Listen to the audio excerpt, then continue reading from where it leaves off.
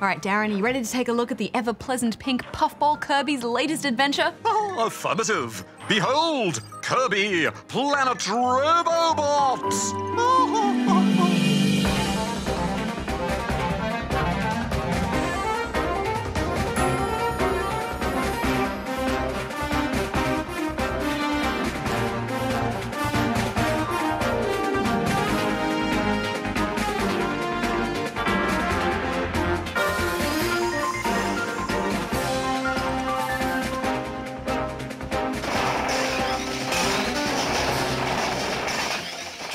Darren, before we go any further, I was just wondering, is there any actual difference between a robot and a Robobot? Negative. Well, other than the fact that robot is a real word, whereas Robobot is something Nintendo completely made up.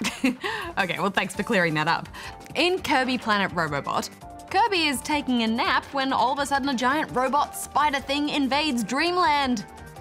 And after King Dedede and Meta Knight fail to stop the invaders, it comes down to Kirby to save the day. Kirby has always been a series known for its relatively gentle gameplay, designed so gamers of any skill level can have fun. For example, it's a 2D platformer, or 2.5D to be precise, but Kirby can easily float above levels for as long as he likes, so platforming is rarely something you'll struggle with. Plus, Kirby can simply suck up any enemies standing in his way and steal their powers, so he's a super powerful character and it's actually quite hard to die. And now they've actually made him even more powerful thanks to the new Robobot suits. These are mech suits that Kirby can jump into, and just like him, they can absorb the powers of almost any enemy. Some enemy powers are much more useful for Kirby to absorb than others, though.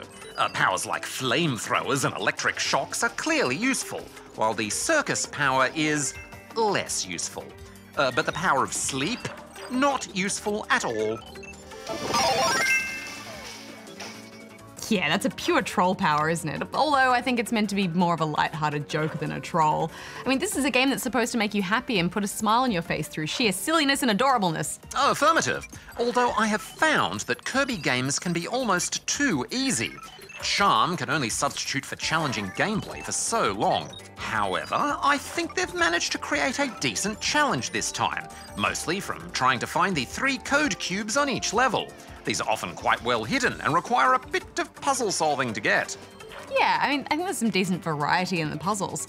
Sometimes they're fairly straightforward environmental puzzles where you have to move bits of the environment around to get them. Or some will require you to follow a set of instructions you see in-game.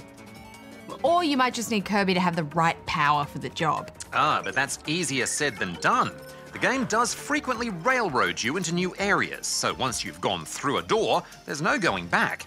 And you may just find the power you need was in the previous area, so you'll often see a cube that you know how to get, but you'll simply have to restart the whole level to get it.